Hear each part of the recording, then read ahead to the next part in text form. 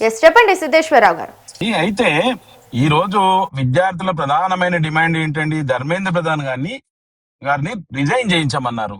అది చేయించకుండా పట్టుదలగా పంతాలకు పోయి మేము రిజైన్ చేస్తే మేమేదో మా తప్పును ఒప్పుకుంటున్నట్టు అవుతుందన్న బీజేపీ ఆలోచనతోనే ఈ రోజు ఈ పరిస్థితి రావడానికి కారణం. ముఖ్యంగా ప్రధానమంత్రి గారు ఈ రోజు వరకు విద్యార్థులు జంతర్ మంతర్లో ఢిల్లీ వీధుల్లో ఇంత జరుగుతా ఉన్నా కూడా ప్రధానమంత్రి గారు కనీసం రెస్పాండ్ గారు ఎందుకండి? అంటే విద్యార్థులు అంటే పట్టరా? వాళ్ళ జీవితాలు నాశనం చేసింది నీట్ పేపర్ లీకేజ్కి, ఇవన్నీ చేసి వాళ్ళ జీవితాలు నాశనం చేసింది ఈ రోజు కేంద్ర ప్రభుత్వం కాదా? మీ యొక్క చేతగాని తనం వల్లనే కదా నీట్ పేపర్ లీక్ అయింది. వాళ్ళ మీద చర్యలు తీసుకోమన్నారు. వాళ్ళు ఏమన్నారండి? మీరు ఏం అడిగినరు? మీ దగ్గర ఇంకేమన్నా అడిగినరా వాళ్ళు? దానికి ప్రధాన కారకులైన ధర్మేంద్ర ప్రధాన్ గారిని ఆ బాధ్యత అతందే కాబట్టి అతన్ని రిజైన్ చేయమన్నారు. అది చేయించకుండా అది చేస్తున్నారు, ఇది చేస్తున్నారు, అక్కడ కూర్చొని అవి తింటున్నారు, ఇవి తింటున్నారు. ఇదా మీరు మాట్లాడేది? మీరు కదా మతాన్ని అక్కడ మతం గురించి మాట్లాడారు అనే టాక్ కూడా వచ్చింది. అయితే మీరు కదా మతం లేకపోతే మీ బ్రతుకులు లేవు. బీజేపీ ఓన్లీ మతము ఆ దేవుని పేరు చెప్పుకొని ఓట్లు అడగడం తప్పించి ఇంకోటి చేసే స్థితిలో ఈ రోజు ఈ దేశంలో లేదు. మీ అసమర్థత ఈ రోజు ఈ దేశంలో ఈ రోజు ఈ పరిస్థితి ఢిల్లీలో ఈ రోజు విద్యార్థుల పరిస్థితి చూడండి. మీరు వాళ్ళ తల్లిదండ్రులు ఎంత బాధపడుతుంటారు.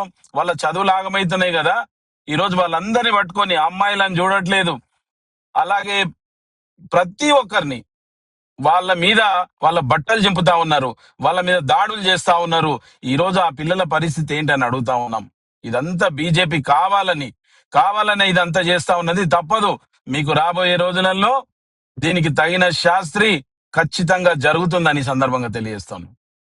మరి మనం చూసుకుంటే రాహుల్ గాంధీ కానీ ప్రియాంక గాంధీ కానీ ప్రధాని నివాసం దగ్గర కూర్చొని నిరసన చేస్తూ ప్రధానిని రాజీనామా చేయమని డిమాండ్ చేస్తుంది. మరి అది ఎంతవరకు కరెక్ట్ అంటారు? ఎస్, ఖచ్చితంగా అదే కదండి.